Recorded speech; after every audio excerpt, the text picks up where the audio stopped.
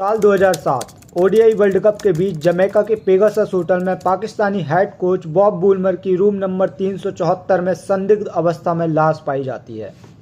Well guys, ऐसा पहली बार हुआ था जब किसी वर्ल्ड इवेंट में इस तरह से किसी इंटरनेशनल कोच की इस प्रकार मृत्यु हुई थी। अचानक से वर्ल्ड मीडिया का फोकस वर्ल्ड कप से मूव करके इस केस पर आ चुका था। Around the death of Pakistan's cricket coach Bob Woolmer. Jamaican सन 2004 जब पाकिस्तान कोच के तौर पर वुलमर को नियुक्त किया गया था, क्योंकि वुलमर इससे पहले साउथ अफ्रीका क्रिकेट टीम के लिए कोचिंग कर चुके थे और क्योंकि वुलमर ने ही पहली बार टेक्नोलॉजी का यूज़ किया था और जब दुनिया ने पहली बार देखा था कि कैसे टेक्नोलॉजी का यूज़ करके किसी टीम के खिलाड़ियों की स्ट्रेंथ, वीकनेस, स्ट्रेटजी प्लानिंग तैयार की जा सकती है,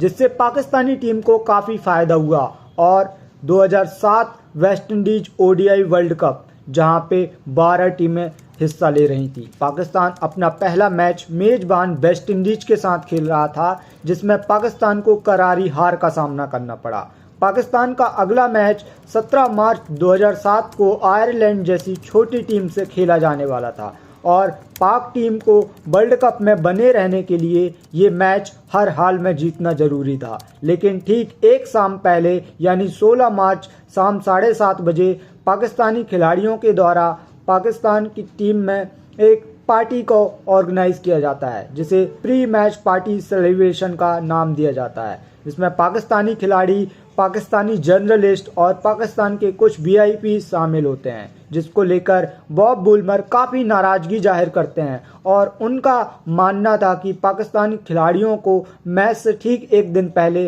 रेस्ट करना चाहिए था। 17 मार्च 2007 को सबीना पार्क के किंगस्टन स्टेडियम में पाकिस्तान और आयरलैंड के बीच मैच शुरू हुआ और देखते ही देखते पाकिस्तान टीम अनफॉर्चुनेट तरीके से मैच हार गई। इस मैच की खास बात यह थी कि जिस तरह से पाक टीम के खिलाड़ियों ने अपने सारे विकेट खोए थे, वो एक ही स्टाइल ऑफ प्ले थे, जैसे कैच विकेट। आमतौर से क्रिकेट में बहुत ही कम होता है कि कोई टीम अपने सारे विकेट एक ही स्टाइल ऑफ प्ले में गंवा दे।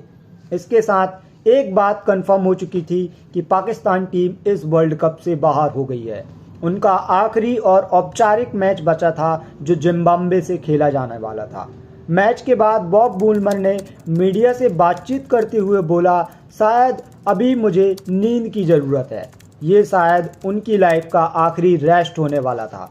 होटल जमैका के पेगासस पहुंचने के बाद बॉब वुलमर अपने साथी फ्रेंड इयान गोल्ड के साथ बार काउंटर जाते हैं और एक ड्रिंक लेते हैं। इसके बाद करीब 7:30 में जब बॉब वुलमर अपने रूम नंबर 374 की ओर, जो कि 12th फ्लोर में था, चले जाते हैं।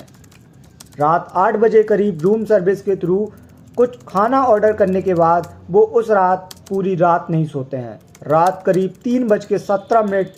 अपनी वाइफ को एक मेल लिखते हुए वुलमर लिखते हैं कि ईयर 1999 में साउथ अफ्रीका को मिली सेमीफाइनल में हार बड़ी थी, या आज वर्ल्ड कप के पहले राउंड में हार कर बाहर हो जाना ये बड़ा है। आज हमारी परफॉर्मेंस बहुत ही ख़राब थी और मुझे जिस बात का डर था आखिर वही हो गया। 18 मार्च सुबह 10:30 बजे करीब क्लीनिंग स्टाफ मेड वर्नेस रॉबिन्सन रूम की साफ सफाई करने के लिए जब वुलमर के रूम पहुंची तो उन्होंने रूम को नॉक किया। जब कोई रिप्लाई नहीं मिला तो उनके बार बार नॉक करने पर उन्हें मास्टर की से इस रूम को खोलने का फैसला किया, क्योंकि रूम से शराब और वॉमिटिंग की स्मेल रूम से बाहर तक स्प्रेड हो रही थी। रूम खोलते ही रॉबिन्सन ने देखा कि पिलो में ब्लड्स के निशान हैं और वुलमर बेड में नहीं है और चेयर्स उल्टी पड़ी हुई है। जब वो टॉयलेट की तरफ बढ़ी तो उन्होंने देखा बॉब वुलमर टॉयलेट में वर्टिकल पोजीशन पे नेकेड पड़े हुए हैं, जहां उनके आसपास ब्लड और वॉमिटिंग हो रखी है। मेड देखते हुए ही चिल्लाते हुए रिसेप्शन में पहुंची, जिसके बाद पुलिस को इन्फॉर्म किया गया और 12:30 बजे बॉडी को किंगस्टन यूनिवर्सिटी के हॉस्पिटल में ऑटोप्सी के लिए भेजा गया, जहां वुलमर को ब्रॉड डेड डिक्लेयर कर दिया गया। इंटरेस्टिंगली, इस नेचुरल डेथ को डिक्लेयर करने के पीछे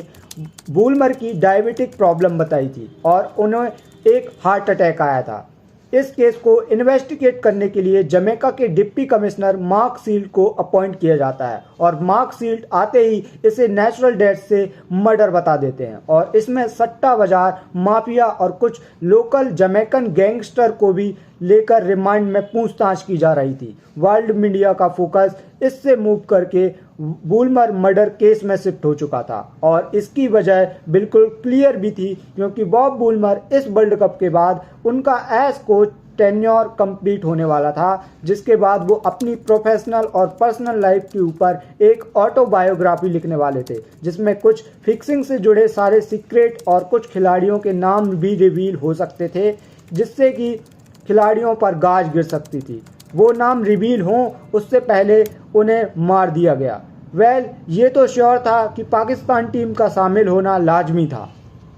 22 मार्च को पाकिस्तान टीम ने ग्रुप का आखिरी मैच खेला जिम्बाब्वे के साथ, जिसे जीतकर पाक टीम ने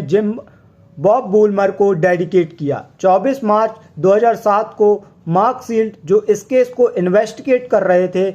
वो एक इमरजेंसी प्रेस कॉन्फ्रेंस बुलाकर मीडिया में क्लियर करते हैं कि यह एक मर्डर है and said to according autopsy report result as a manual strangulation, मतलब किसी ने उनकी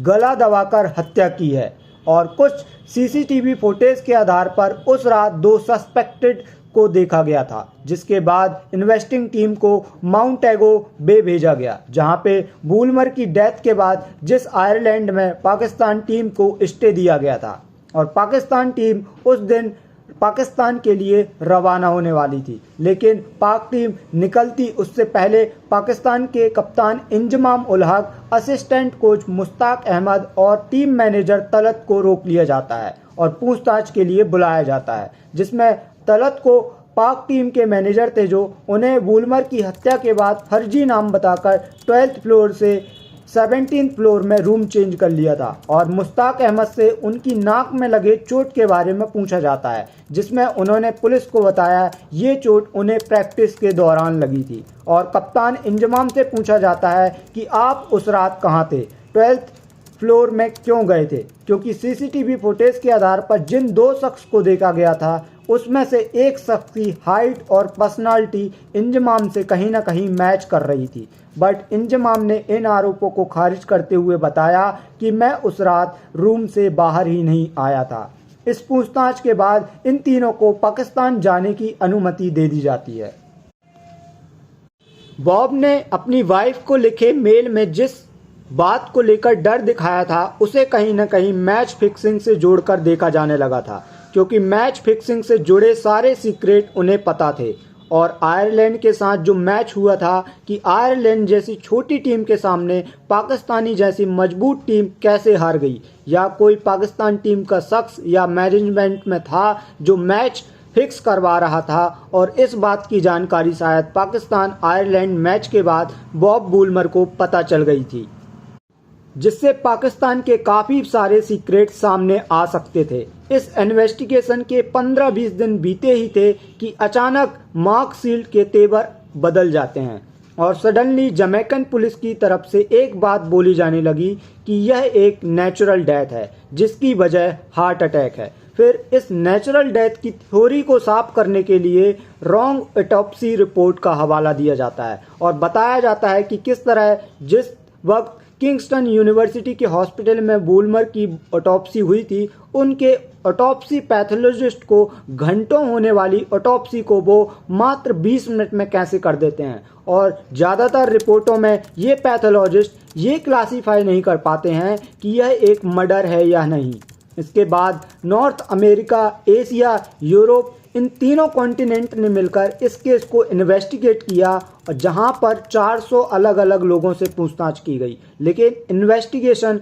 कभी अंजाम तक नहीं पहुंच पाई, क्योंकि कोई तो बड़ी ताकत थी जो इस केस को शायद एंड तक नहीं जाना देना चाहती थी। आफ्टर ऑल 12 जनवरी 2007 को जमैकन पुलिस ने कोर्ट में बताया कि बॉब वुल्मर की डेथ एक नेचुरल डेथ है और इसमें कोई भी मर्डर नहीं हुआ है और ना ही कोई दोषी है।